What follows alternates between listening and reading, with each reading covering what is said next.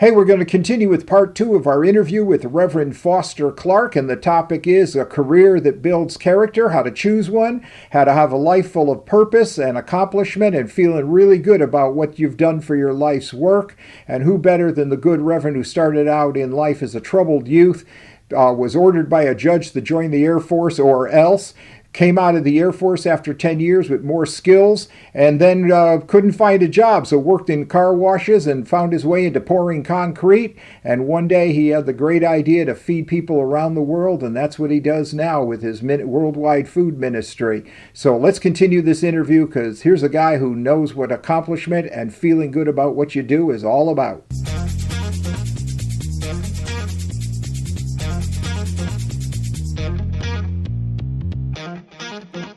Thank you.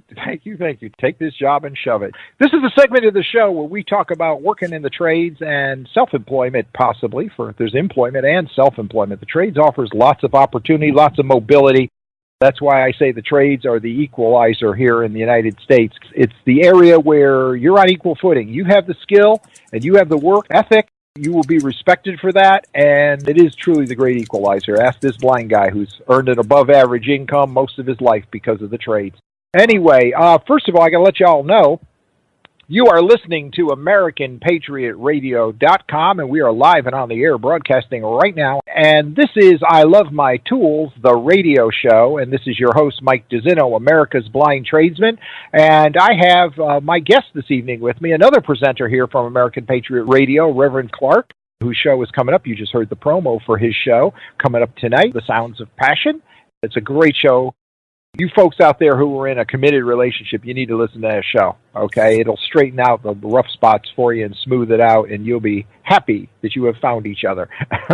That's his warranty and guarantee to you. Reverend Clark and I were talking about how he came to be a reverend, but he does have a past in the trades. And I got to tell you, I was listening to your story, how the judge told you military service or jail. I was laughing because I have so many friends from the project days who back in the day a judge could actually say that. Say, okay, today is Thursday. Tuesday you're going to come and tell me whether you want to go to reform school or you're going to show me that you joined the Marines or the Air Force or whatever, the Navy or the Army. Yeah, and so many, a matter of fact, there was a great organization that started up in my town called the Young Marines of America back in 1959. And the Young Marines were... It started in my hometown by 6 Marines who were the real deal Marines. These are the guys, they made all the World War II movies about. These guys had all the hashes and all the patches and everything else, Guadalcanal, Okinawa, Iwo Jima. I mean, they had them all. As a matter of fact, the last of the 6 just passed away about a month ago. Rolly Hamill. And Rolly was a good guy. Last year around this time, we lost another one. Tony Santier, Dave was his son. And these guys straightened us out. We were kids at risk with no dads, and they straightened us out and made us accountable. We had to go by their house every morning to make sure that our shoes were shined, our homework was done, and our pants were pressed. They didn't care if we wore blue jeans. They had to have a crease in them. You know, I heard the crease blue jeans had the spit shine sneakers, but they didn't care. You were going to do it. You know? But they were great guys. And, you know, some of the kids in there, went on to have military careers. We were still, got in a little trouble now and then, and the judges would tell us that. Right. And so they had the 50th anniversary of the founding of Young Marines back in 2009 up in Connecticut, and a bunch of us went there, and here we are, all guys in our 60s now and everything else. And I'll tell you something, they straightened us out. My friend Sam Beeman, first black detective in our city, and became also commandant for the Marine Corps League in New England. Written a book called Flying Death about his experience in Vietnam as a crew chief on the helicopters doing rescue. Oh, that was funny. Someday we'll get Sam here, and you guys got to talk shop, because we were talking about, there's just some areas where there is no discrimination. If you do the job, that's all people care about. Exactly. And Sam was saying, when that big black hand came out of the helicopter when you were pinned down by enemy fire, you didn't care what color that hand was when it was pulling you into the helicopter. And that is the absolute truth. It's amazing how when you're in a situation, you really don't care about any of that stuff, Exactly. There is a brotherhood in the trades that just is different from the rest of society. There just really is. I agree with Yeah. that. But what I wanted to talk about tonight, you've just touched so many great memories in my heart from That's my all right. childhood and things I've experienced. But what I'd like to do is, we were talking, I had mentioned earlier that I had heard a sermon Okay. from a reverend here in South Carolina, Michael Blue, great preacher. And he was talking one time how God works. And all through the Bible, there's references, God works, that God is constantly creating or he is restoring. And I said, my word, that is just like the trades. You know, we're building things, we're creating things with God-given talents given us to work with our hands and our mind. And of course, when we fix and repair things, we have restored them, made them useful again to somebody, which Right. is a good principle of stewardship. We have a lot of material blessings in this life, and you are obligated to keep it running and working and not degrade so that you can pass it on so that your children are a little better than you are. But then the other thought I had was, and again, because I'm not a reverend like you and I'm not as biblically accurate as you are, I just remember the stories. I can't quote chapter and verse like you can. I'm setting you up here. I can already. And I told you the show is not going to be politically correct by any way, shape, or form. I don't even know what I'm going to say until after I've said it half the time. But one of the things I'm thinking is, if God works, you buffoons out there who aren't getting the message, how can you be lazy, sitting on your butt doing nothing when God has to work? Now, I think there's a message there. There's a definite message there. Yeah, and I wanted you to share some of your insight and thoughts from a Judeo-Christian or a Christian point of view based upon what the Bible has to say on the subject. One of the greatest verses, Mike, that I have found, and it came to me early in ministry. When I wasn't even in ministry yet, I had basically become a Christian by then. And although I may have been a good Christian in God's eyes just because I accepted Christ as my Savior, in my eyes, I was not a good Christian. I was a barely Christian. I was fussing about something one day. I had already gotten out of the Air Force now, and I had a job, and I was complaining about it because it wasn't like being in the military anymore. Mm-hmm. And one day in my complaining, God showed me a verse that changed my attitude about work. And it's in Colossians, and it says, whatever you do, do your work heartily with all your heart as for the Lord rather than for men.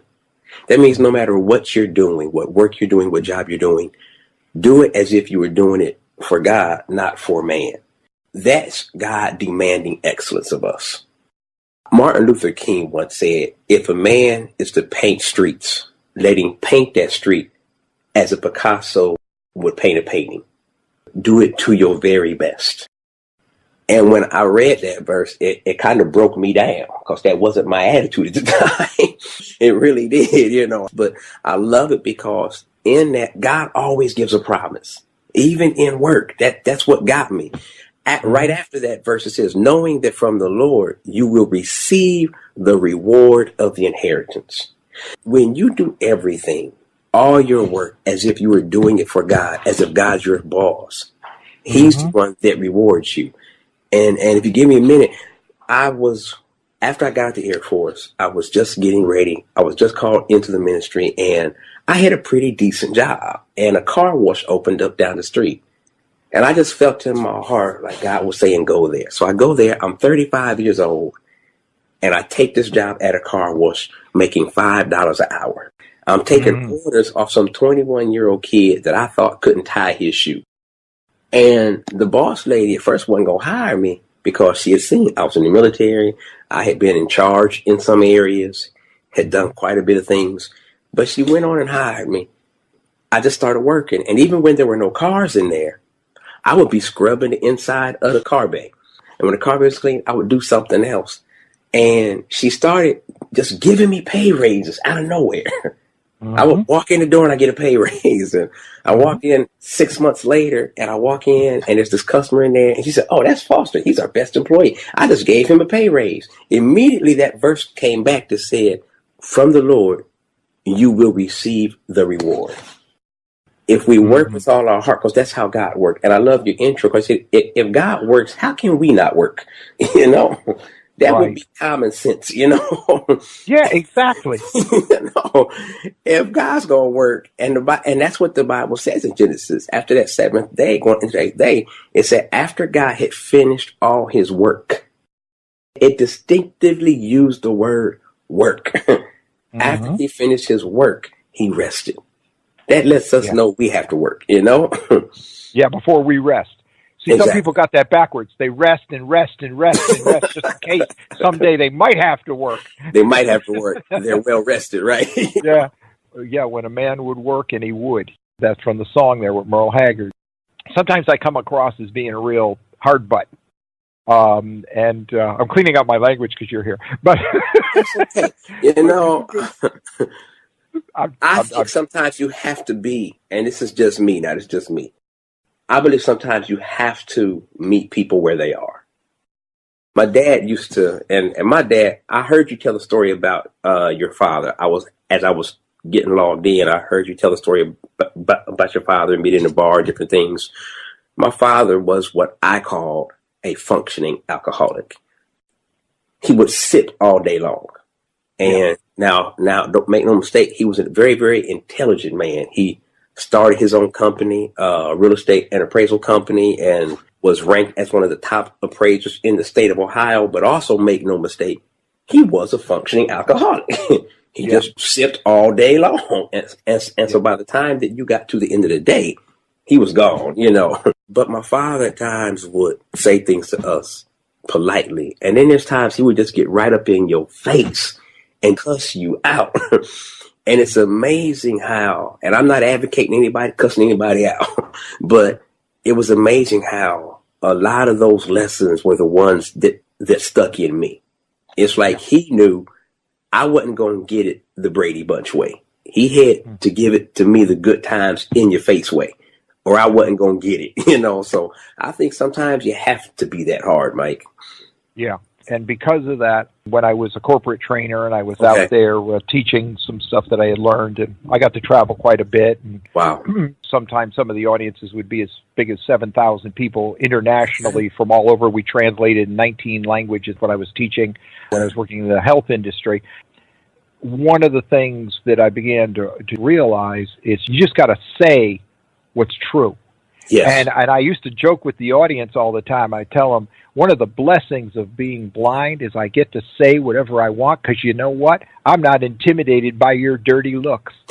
Isn't that the truth? I like. And so, I you know, there's thought blessings like everywhere. Yeah. So I would stand in front of 7,000 people wide open. You know, I didn't have no plastic screen to hide behind and stuff. So I get to say what's on my mind. And I would tell folks, start being honest. Start telling what's really in your heart. Pretend you can't see their dirty look coming back at you and their twisted up face. Make them faceless, and just get out the message. Because I would talk about this, how I personally do not believe in throwaway people. I believe everybody has some gifts, has a purpose. And just because you don't know what your purpose is doesn't mean you don't have it. You just got to find it. And I, being a member of the disabled community, according to the United Nations, the disabled are the most discriminated people in the world, in every single nation in the world. They're at the bottom of the social ladder. Thank God my mother never told me that when I was growing up. She pushed me out the door and said, you go do anything you want to do, and don't let anyone tell you why you can't do it unless you come up with a reason why you can't do it. I praise my sainted mother for that every day. I cherish her memory telling me that. The bottom line is there are very, very few true disabilities that leave you in a position where you can contribute nothing, where you can do nothing to help your family, nothing to help yourself, nothing to benefit your community, your church, your town, your nation. Get off your butt and go out there. It is not good to sit and do nothing. It brings depression. It brings self-doubt. It brings low self-esteem. You begin to hate yourself for hating yourself. But see, even what you're saying right there, you know, living in Florida as I do and Dave does, especially in the area that we live in Ocala, in the villages, you have a lot of retirees here. And you'll notice the ones that work have a completely different energy level, attitude.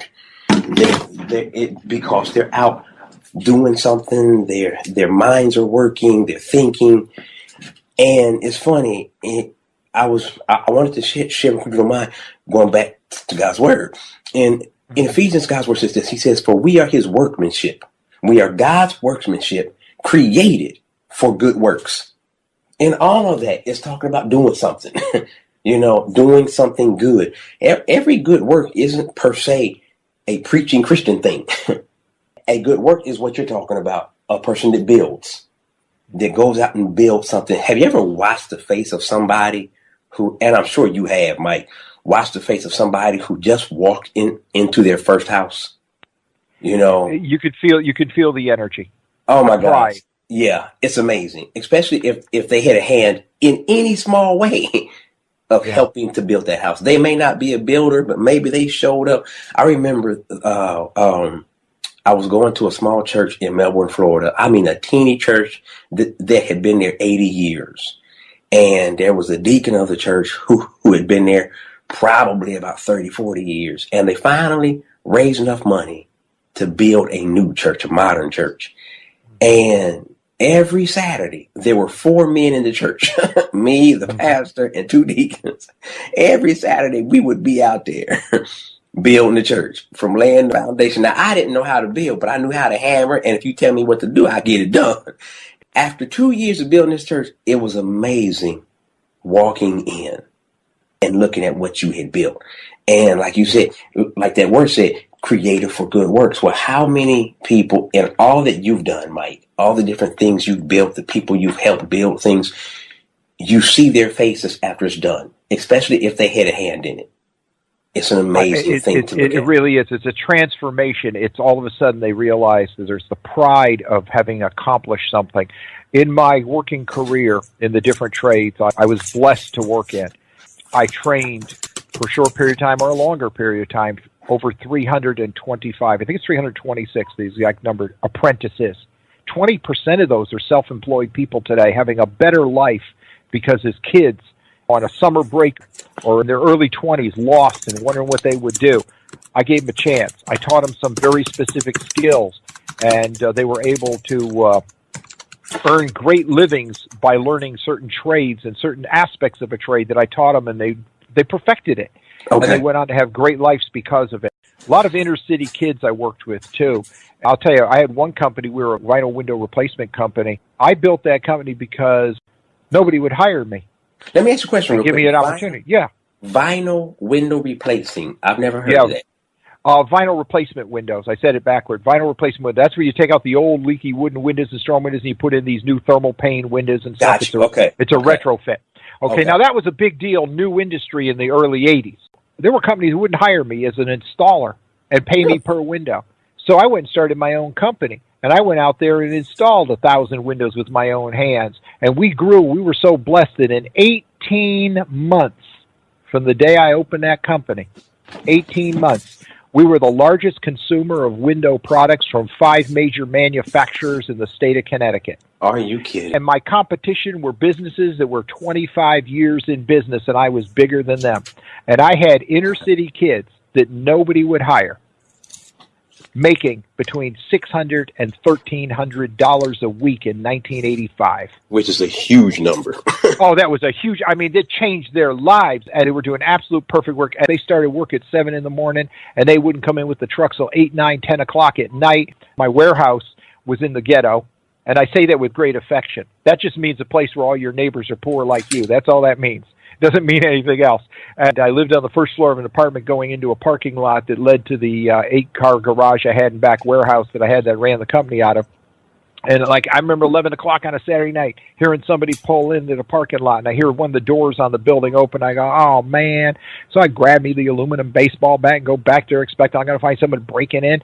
And it's one of my guys. I said, what are you doing? He said, I couldn't sleep last night. I think I forgot to caulk Mrs. So-and-so's window out of the 13 I put in. I think I missed one of the windows.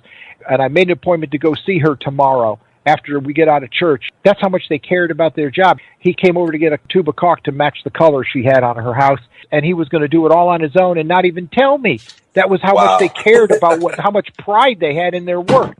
We started an incentive program. And it was really cool. We divided everybody up into work teams. You tell me who you like working with. Great, you're a team. Every window that was installed we put a $2 bill into the kitty, $2. And every 90 days, the team that had the least number of callbacks from a customer, they got the entire kitty to divide up with their team. Well, when you're doing $250,000 worth of work a month, that's a lot of money adding up there in That's that a kitty. pretty good sized kitty. You know what happened? After we had that program in place about 2 or 3 quarters, it was really hard to divide up the money because there were no more callbacks. My phone was never ringing because the guys were solving the problems. They were giving their personal phone number to the customer saying, you have any problems, you call me first before you call the boss. But He's too busy. My boss is blind. They used to say, my boss is blind. He don't need to be bothered with your problem. Now, ain't that something? Yeah. But also, look at that. There's so much in that right there. There's the pride that they were taking in their work. There was the desire to earn the bonus. One of the things that I'm so upset about, I'm going to get off subject just a teeny bit. I'm so upset about this modern day sports thing with kids. Everybody gets a trophy. All you got to do is participate. I am so against that because it takes away that child's desire to succeed, that child's desire to compete. It's like a give me something for nothing. All I got to do is show up and get something. I think that is so wrong. And listening to your story, and it's wrong. It's I wrong. agree. And speaking of getting something for nothing, we're going to take a break right now so you folks can give back to nature whatever liquid you've been drinking. Talking. I want to play another Merle Haggard song. So you got about 2.5 to 3 minutes here. And Dave, you could load that up into the Magic Jukebox, and let's do another tribute here to Merle Haggard because this is another great song, The Working Man Blues. You are listening to I Love My Tools, the radio show, with your host, Mike DeZinno, America's Blind Tradesman. And now, back to the show. All right. During the break, good Reverend Foster Clark and I and Dave, our producer, we were talking about the old days of Star Trek. And someday I'll share that story, why I think all Trekkies were nuts and insane, because how could you make a life following something when there's only one episode? There's a story behind why I thought there was only one episode, and I'll share that some night after loyally following Star Trek for 12 years. So there's a joke there. But anyway, we're back. And did you hear that? The working man blues. But you know what? Do you really have blues? No. You heard what he said. You work hard. Your reward is in accomplishing what you accomplish. I remember when we worked in factories and stuff in Waterbury, Connecticut as kids, and we worked in the printing plants. I was known as a rate buster. I used to love to work piecework, a rate buster. Okay. I would work piecework. Now, back then, minimum wage was $1.85. I had some piecework jobs. I worked for a newspaper. Here was my job. You know the Sunday newspaper? You have the comics, you have the TV guide, you have a couple of advertisements locally.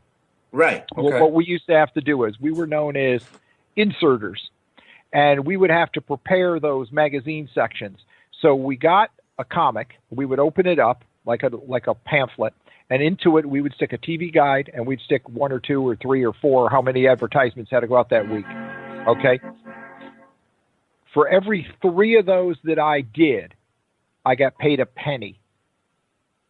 You're kidding. No. And the first week I worked, I couldn't believe anybody legally could be paid so little. I didn't average 50 cents an hour.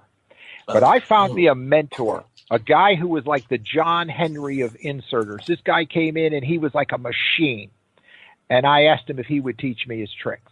And he showed me about a half a dozen tricks.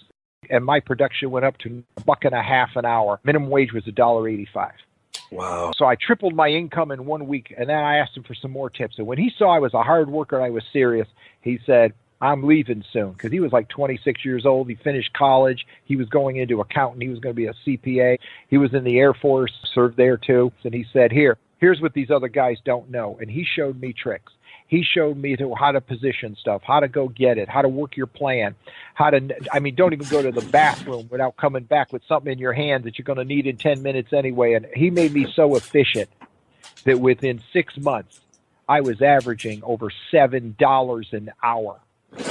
But I like your story right there, Mike, because it showed a couple of things. One, it showed initiative. You can't just wait on somebody. No. You have to put initiative in anything that you're doing. The other part to me is nowadays it's like everybody wants to immediately get paid as much as they can starting from day one.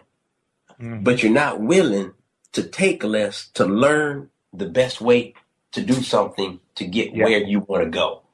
Sometimes you got to be willing to learn. I love the word if you use mentor. You have to be willing to listen to somebody and learn from somebody in order to get where you want to go. And I love that whole story right there. I'm always listening. I love that story right there. So much in it. I have a story to share as well, very similar to that. Every day when I was doing studio work and extra movie work and things like that, so I was always traveling to the train station. One of the things I always wanted to do was get into towing as a professional driver most of my life. I used to go by this, family-owned shop. At least 3 times a week, I'd be walking by. And every time I went by, or I should say when I got back from the train station on the way home, I would stop in to see if they had any work, if they were doing any hiring. And again, it was a small shop, so it was always no. But I have your name and number. If anything comes up, I'll let you know. Well, one day I finally had enough. I was done with what my project I was working on, so now I got nothing else on the table to do. I says, that's it. I went in the morning. I went up to the owner, because I knew the owner by name at this point, first name basis. And I said, look, Bill, you don't even have to pay me. Let me work for you for 2 weeks. Don't pay me a dime. Just teach me the business. Look at that. Yeah, and he says, he just looked at me and he says, if you want to learn, I'll teach you. And he did. By the end of the first day, he put me in my own truck, gave me my pager. That's how we communicated back then. And I was on call for the night shift for the Parkway. Those 2 weeks came and went. I never asked for anything. That was my 2 weeks was up. I figured my training period's up because I was going to take that new knowledge and go somewhere with it that hopefully they had a job opening at. Exactly. At least I had the training now under my belt, and I can use him as a recommendation. Well, I didn't have to go anywhere. Not only did he officially put me on the books at that point, he also paid me for the first 2 weeks that I worked, and I said I would work for nothing. And the man often bought me lunch and anything else as well, throughout it. So you got to take that, initiative in your hand, and don't be afraid to go put some time in for free of charge. Exactly. Teach me the trade, because it was I was ahead of the game. I was learning a new trade. I was learning the ins and outs right from the owner himself, and was able to learn everything you could possibly learn, in this business. And that was information I could use to go elsewhere if need be. And I was there for 8 years. I worked for the man for 8 years. See, that's what I'm talking about. Awesome. I agree. Reverend Clark, you had shared with me some more Bible verses, stuff from, what was it? You quoted it to me, about working, about having to work and having to sow the fields and harvest and to provide for yourself. And there are scripture in the Bible that say, if a man not work, he shall not eat either. Oh, okay. Yes, there is. I'll tell you, I draw great comfort from the Bible, I think I'm a hard ass. When it comes around and tells you don't work, you shouldn't eat. I'm just going to say there are things that I've read in the Bible, especially now that I've been in ministry maybe 20, 22 years now. I think I've been a Christian probably 28. And there are things I've read that have floored me, like, man, God, you hard. I know maybe a preacher isn't supposed to say that, but I've said it to God. I've read stuff like, man, God, I don't know if I can hang out with you. You hard, But it shows how serious he is. And you're right. One of the things that was in there was in Second Thessalonians, and it's what you were talking about. Mm-hmm. It talks about if a man is not willing to work, then he is not to eat either. And what they're talking about is what you were saying earlier, Mike, when somebody's just sitting around resting. They're resting in case they have to work. Mm-hmm. No, you need to work, then rest. Because even God says, for even when we are together, if anyone is not willing to work, then he is not to eat either. And if you look at it back in the day, and I've never been a farmer or country boy, but in the Air Force, I met some guys in basic training. One of them was white guy from the hills of Tennessee and grew up on a farm, had a population of 100 people.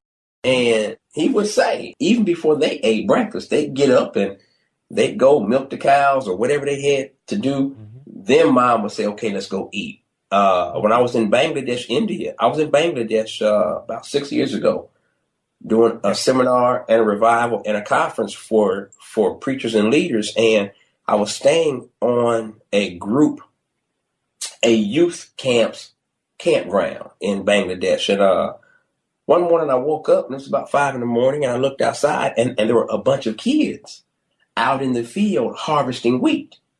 So I threw on my jeans and t-shirt and I ran out there. And at that time, I think I was like 48 years old. And I ran out there and asked them to teach me how to harvest wheat.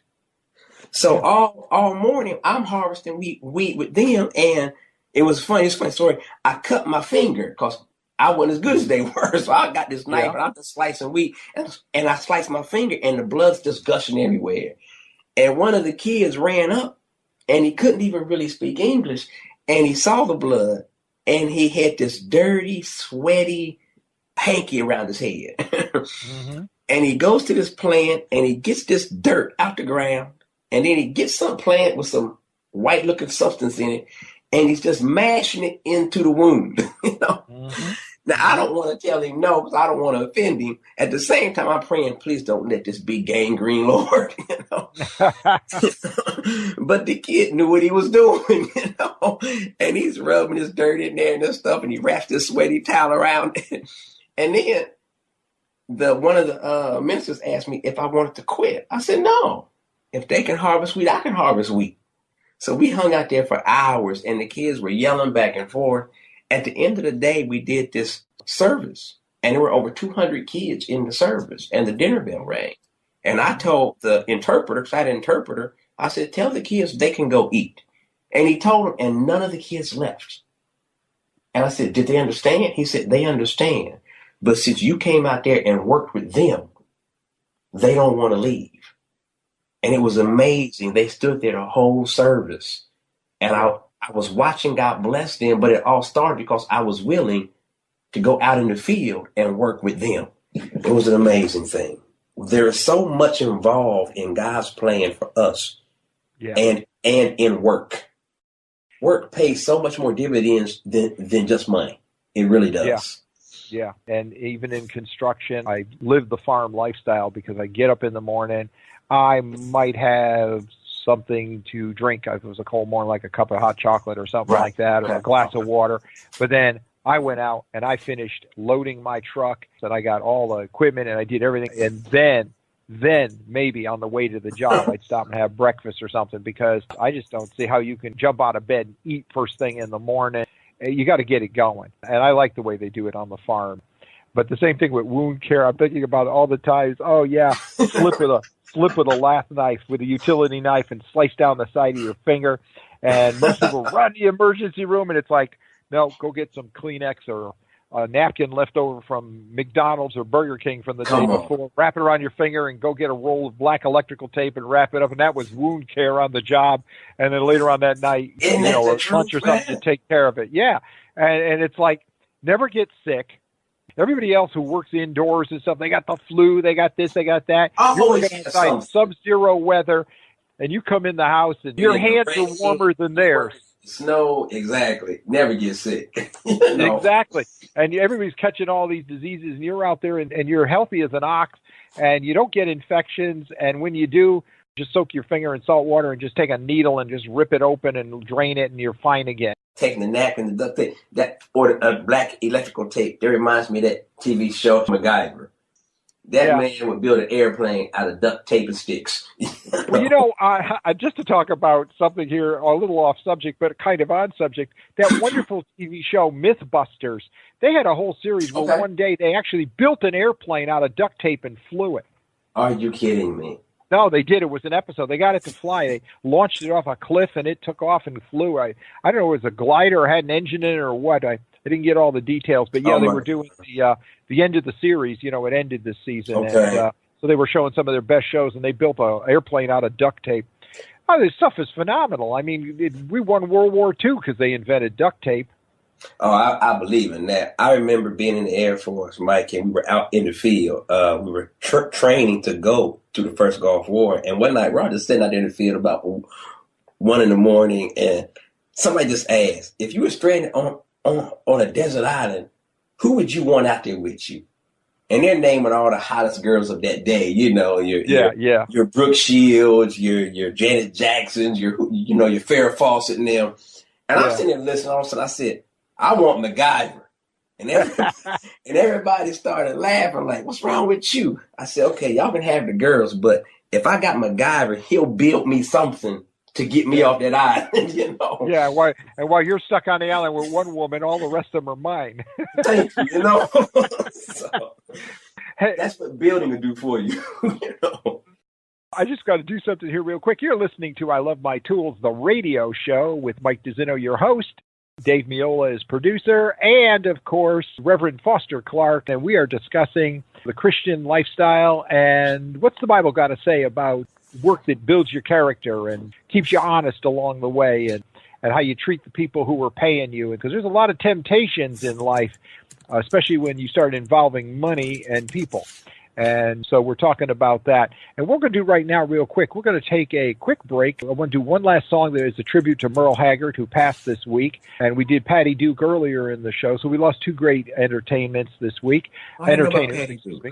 Oh, yeah, Patty Duke passed away over the weekend from septicemia, from surgery that she had from an intestinal blockage. Only 66 years old. Very sad.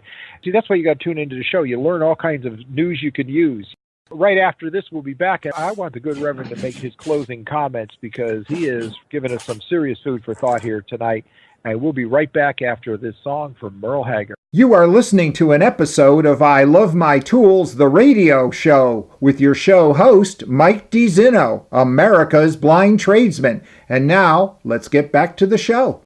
All right, the Okie from Muskogee, the values that many of us who are in the blue-collar trade still hold on to, believe it or not. Corny though they may be, we still go to the parades. We still respect our veterans. We still appreciate their military service. Yeah, we know there's political stuff going on, and yeah, we all know there's different points of view. But the bottom line is you got to take care of those who take care of you. We all know the veterans took good care of us. There's nothing wrong with ringing the Liberty Bell on the 4th of July and saying thank you to a veteran or two who gave up a heck of a lot more out of their life to have the freedoms than you did by just going to a parade. So our thanks to the veterans and that day gone by. And you know what? I really don't think those days are over when you see what's going on in this election year, what's going on in the middle of this country, and the real places where the real people are who still value work and just want to go to work and work hard and create for their family prosperity and get their slice of the American dream, and the people in the cities that want those factories to come back so they can have those jobs again. I think the dream is still there. I think what's in our way is all our politicians. But I'm not a person of violence. I'm a pacifist by nature, but I will tell you, I think these politicians better start listening because there's going to be a revolution in this country, and it's either going to come to the ballot box and peacefully, or it's going to come the hard ways, because I don't think the American folks are going to continue to work like this, not get ahead, and not start looking for who's at fault, who's the block here, and let's get those roadblocks and obstacles out of our lives. And if it means career politicians, so be it. You produce nothing, and you take away a lot from our society. So get out of our way and let the great American economic engine, the middle class, take over again like it should be. Having said that, I'm going to turn this now back to our guest. Foster, if you could be so kind, I'd love to hear your summation about some of the topics we talked about tonight.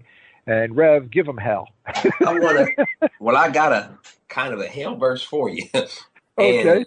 It's a verse that really, I believe, has so many different meanings, if you will. And it's out of Proverbs. I love Proverbs because Proverbs is all about life. The whole book of Proverbs is about life and how to conduct yourself in life and how to protect yourself in life.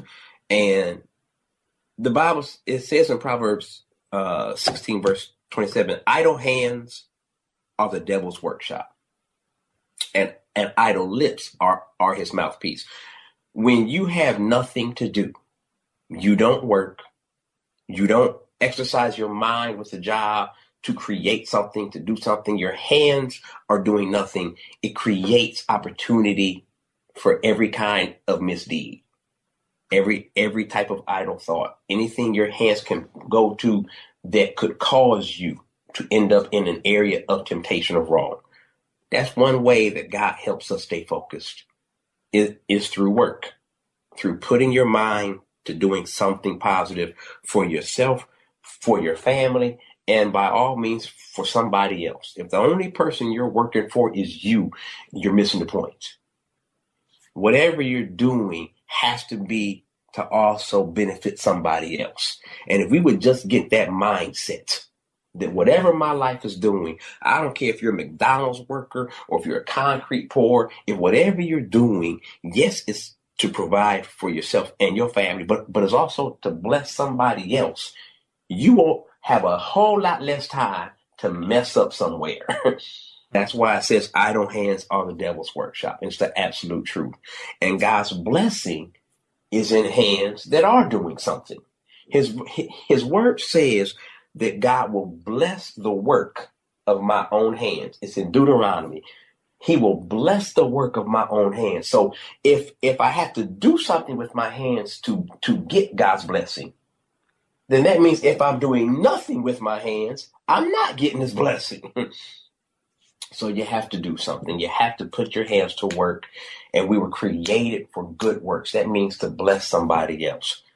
Let your mind be creative. Let your hands be creative. He never created us to sit idle or to be routine, but to always be evolving. One thing I want to tell the listeners I love about Mike is the more I hear about Mike's stories and the different things Mike has done in his life. And I say this to you, Mike, because I've never said it to you. You were never satisfied with what you accomplished. Every time I hear a different story, it shows me how you always kept moving to the next thing or growing. And if one door was shut, okay, well, you would look for a different door to open. And that's exactly how God created us to be, an adventurer, to always be evolving. So that would be my closing. Don't have idle hands. If you have idle hands, God didn't bless them. There you go. Thank you for that. You're making me think of something my mother told me when I was 11 years old. Okay. After my mother pushed me out the door, there's a long story to that. I was the first blind child in the United States that was allowed to have a public school education. Wow. I had an eye test in kindergarten, and they discovered that I was legally blind and soon would be totally blind. It was a deteriorating condition. And the principal brought me home that day. Now, my poor mother was learning English, which would be her seventh language, so she could become an American citizen. Are you kidding? And the principal brought me home and was trying to explain to my mother that I was blind, and because of that, I could not go to public school, and that I would be taken away from her and put into a state institution for the blind. Wow. And all my mother got out of the conversation was, a representative of the state is going to confiscate my child. Now, my mother had just survived 6 years in Europe in the underground as a spy and as a counterinsurgent working with the Allies, fighting the fascist governments who would knock on the door and confiscate your 8 or 10-year-old child and put him into the youth groups. And my mother thought, she shared this with me when she was near her death. She said her thought in her mind was, I will be damned that I risked my life for 6 years fighting that kind of tyranny and would come to the freest country in the world and they would take my child. My mother was prepared to go to jail rather than allow them to take me away. And that's something. The blessing was two things. And again, blessings all the time. You got to look at this stuff as blessings. The blessing was we had just had a congressman elected who spoke one of my mother's languages and he could communicate with her. So we could handle the negotiations. And the other blessing was the Korean War had more blinded veterans in it than the Second World War because of the type of munitions they used. And there were 2 hospitals in the nation that specialized in blind veterans. One was in California and on the East Coast. The other one was in Connecticut. So there was, in 1954, there was a beginning of a blind program for adults, not children.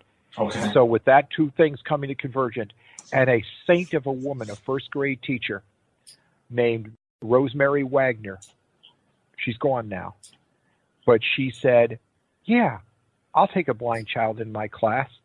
I don't know how I'll teach him, but it'd be fun to try. Isn't that something? And it was the convergence of all those blessings. I know, talk about the Korean War as a blessing for blinded soldiers, but it's what happened. And when I entered school in September in the first grade of 1954, I was the first blind child in the history of the United States allowed to attend public school. I went all the way through to high school, and there's some interesting stories along the way. Well, after my mother made the grandstand to get me an education, Dave, we might run a few minutes over if that's okay with you. What happened was she pushed me out the door, and that's what she told me. You go out there and do whatever you want to do. She had to hold her breath, wondering what I was going to get into in the projects. I was the only blind kid in the project. Somewhere along the way, she convinced a Little League coach that needed a blind right fielder. So I was on the team, and it was kind of cool because the kids would hit the ball, I'd hear it hit the grass, I'd hear it rolling through the grass, pick it up, and then somebody would tell me where to throw it. And I had a pretty good arm, even though I was a skinny little project kid. What happened was we got stronger that year. They kept hitting the ball further and further out. And I kept playing further and further and further out into right field to stay out of the way of the ball. And we had 3 diamonds in the project where we used to play ball near the school. Matter of fact, I was playing so far out in right field that because of the noise of the other games, if there were other games going on, I wasn't even sure which game I was in. Wow. Because of the noise. And then the other team picked up on the fact that my team would tell me where to throw the ball for the rare time I would get it. So the other team, those son of a guns, would be on, no, throw it over here. And it was fun. Well, one day something happened when I was 11 years old. Somebody got a piece of that ball and hit a line drive, and it went right to me. It hit me in the glove, and I didn't even see it coming. So I dropped it. It rolled past me. The winning run scored. We lost the game. It was an important game. And everybody threw a fit, including the coach, basically booed me off the field. And I went running home crying. And my mother happened to be home that day, and she was baking. And, your kid comes in the door, so first thing she checks is for bullet holes, when their kid comes home crying to see where the blood's coming from. And when she got the story, she sat me down in the big old armchair in the living room, the big old green chair, and stood in front of me. She just squared herself up, and she said, half in English and half in one of her languages. She said, look, here's how it's going to be. The value of your life isn't going to be determined by the few things you can't do, but by the many things you can do. There you go. From that day till this, when I'm confronted with an obstacle, this is where you jog my memory on this because you used the word obstacle before. Right. My job is to go, go, go. And when I'm confronted with an obstacle, my job is to go over it, go under it, go through it, go around it, turn around and go the other way for a while, but do anything but stop. And that's how I've lived my life. I just can't stop. And I so agree with that, Mike. I heard a man say this one day, and a lady said it, I'm sorry, and it has stuck with me because I found it to be true in everything. And it's what you're saying about if there's an obstacle, you find a way around it. And she said this particular lady was training for the Olympics back in the late 70s, early 80s. And they predicted that she would not only make the team, but she was so good, they thought as a runner that she would medal, be it bronze or silver or gold, that she would medal. The day before the Olympic tryouts, she got hit by a car and was paralyzed from the waist down. And at first she said it just demoralized her because she not only saw the Olympics go out the window, the money go out the window, thought that she'd never get married. Long story short, she met a guy in church that, though she's paralyzed from the waist down, just fell in love with her, got married, so on and so forth. And she said one thing that she learned was that life is 10% of what happens to you. It's 90% how you respond. And that's what you're saying about that obstacle. Whatever it is, you find a way to keep moving forward. Yeah. And so that's amazing. What your mother was saying to you. That's amazing. Well, my mother was a great lady. There was a lot of stuff I learned from her and a lot of stuff I learned from the bad stuff I saw in the projects too. Everything is a teaching moment if you stay a student of life and get rid of this victim thing. Oh, look what just happened to me. Got no time for that. Got no time for that. You know, it amazes me how many people can get on the telephone and do the bread route and call up a bunch of people and complain about, oh, you won't believe what just happened to me, da, da, da, da, da, da. And then they don't put anything into the solution. And they say, well, I don't have time, and I don't have this, I don't have that. And you see, there's this thing I was taught by a man from Texas named Larry. And he said, there's a thing called the 95-5 rule.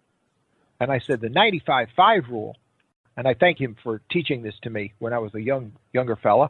He said, you put 5% of your energy into identifying the problem and 95% into working on the solution. He said most people fail because they reverse the ratio. They put 95% talking about the problem and only 5% working on the solution, and they wonder why their life's a mess. Come on. And I thoroughly agree with that. I believe that you're either part of the problem or part of the solution, but there's no middle ground. No. On the back of our business card for ILoveMyTools.com, it says, life is like sports. The win is credited to the players, not the spectators. Come on. There you go. And I have been so blessed in my life because of my experiences as a child, the mentors who seem to appear when I need to be a student. Life's full of blessings. And this is what I want to close the show with tonight. First of all, I want to thank you for being here tonight and helping out. This is not the last time we're getting together. I want you to know that. Oh, not at all. I learn every time I talk to you. I like to think, like you just said, that I'm a student of life, because you're always learning. In the military, I was in radio and comm, and I came up in the Cold War era. So in the career field they taught you how to listen. But my father was one growing up in a car, Mike, and we would be riding down the street. And my father would do crazy. He would say, what color was that car that just went by? I'm like, I don't know, I wasn't looking. And he would smack me upside my head. And he would say, boy, pay attention to what's going on around you. And after a while, he would say it, and that was a red Mustang, probably about a 72. It had different colored tires, and I'm naming everything about the car. But it's funny how a lesson like that, it causes you to pay attention to so many details of everything. What my father was trying to teach me was always be paying attention, always be listening.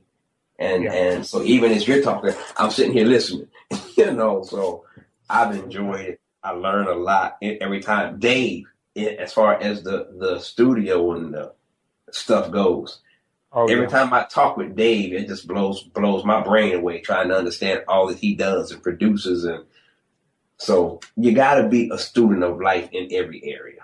Dave has really mastered the wiring in this whole thing and keeps it all patched together. When you consider what we have done here at American Patriot Radio, October was a year ago that we launched it. I got that right, don't I, Dave? It was only a year ago, right? Yes, correct. Yeah, we didn't know what we were doing. And, people say, oh, you got to do it this way, you got to do it that way. Well, Dave went on and did a lot of great research, did a lot of learning. We asked a lot of people. A lot of people, got this attitude like, wow, our way's the only way and this and that. And it's, there's a lot of people spending a lot of money who can't do the capabilities we're doing. And now some really top-notch shows and stuff are asking us for airtime because we have found ways where we could do a show, where we are none of us all together in one place. And yet we have show presenters that are in widespread out regions here in North America, soon to be even outside the country. It's amazing what Dave has been able to put together. Once again, we got a problem, you got to solve it. That's all it is. There's no middle ground. You either win or you lose. It's that black and white. Like in the military, failure is not an option. It's not an option. That's the truth. And Dave is one of those people who's become a great problem solver, as you have, and as my friends always tell me that I'm a great problem solver. One friend actually said, you're the world's greatest problem solver, because they come to me all the time with all kinds to this day, I get calls from people around the country when they have a problem with all kinds of different things.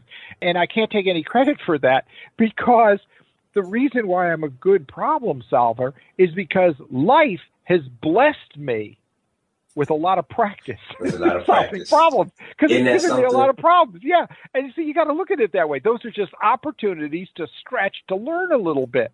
Yeah, it's a Man, little scary at times, but it's just another opportunity to learn with another problem. And I don't feel put upon by life. I go to bed exhausted at night. I know Dave does too, and I'm sure you do too. Anybody who's accomplished anything goes to bed exhausted at night. But you know what we all have in common? We can't wait to wake up in the morning and get back on the horse and ride some more because we love what we do. And folks out there, give your kids that opportunity. Don't push them into college. Don't push them into anything. Don't push them into your idea of what they should be for you. You've got to just get out there. Give them a diverse opportunity. Give them a menu of things to choose from. Put some tools in their hand. Give them some crayons. Give them an erector set. Give them some Legos. Give them anything other than just you telling them, oh, you're going to go to college. You're going to go to college. The wealthiest men in America, Bill Gates, the wealthiest man in the world, dropped out of college. Zuckerberg, who started Facebook, dropped out of college. Wozniak and Jobs, who started Apple, dropped out of college. College isn't the answer for everybody. ain't that the truth? The statistics bear that out. Your child will have a better standard of living learning a trade at age 18 than he will have going to college. The majority of the people who go into the trades will out-earn most of the people who go to college. And I'm not saying money is everything, but there's a sense of fulfillment and accomplishment in the trades that you just cannot get from the white-collar jobs of being someone else's employee that most of college will teach you to do. Oh, I agree with that. Absolutely. There's another thing to this as well.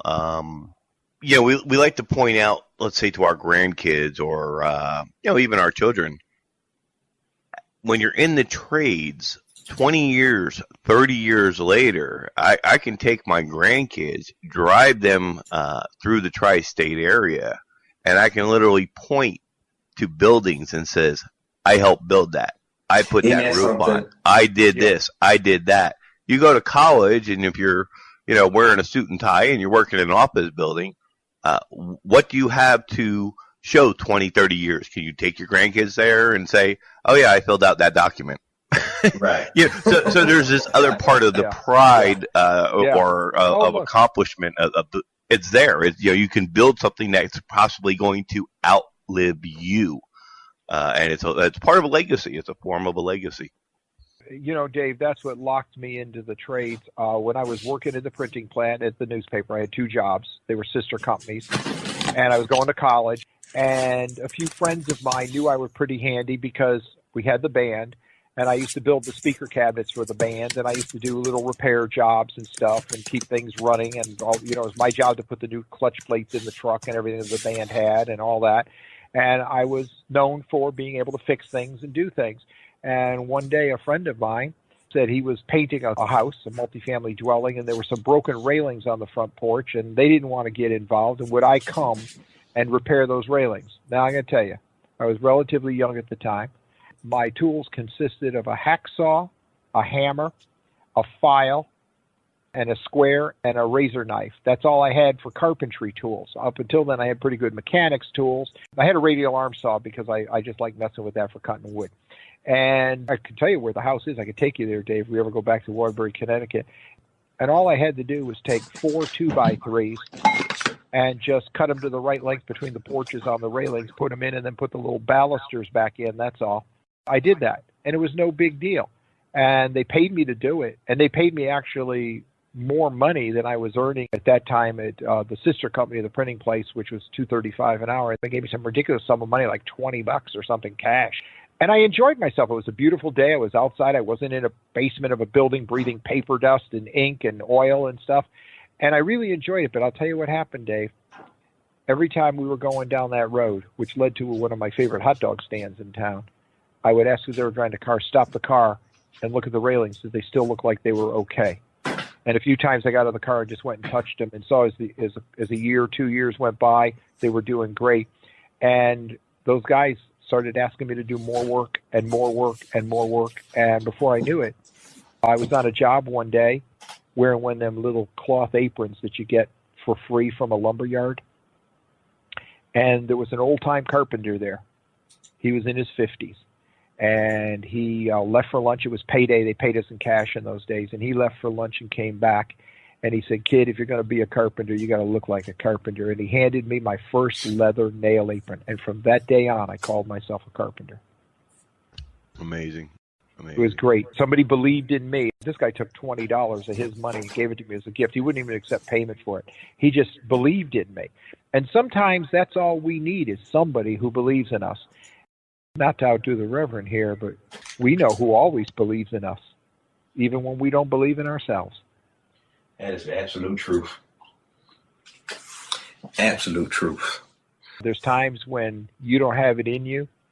Reach out to that higher power, because trust me, unlimited. It's the energy that built the universe. Trust me, there's a little left over for you when you're a little low on your batteries.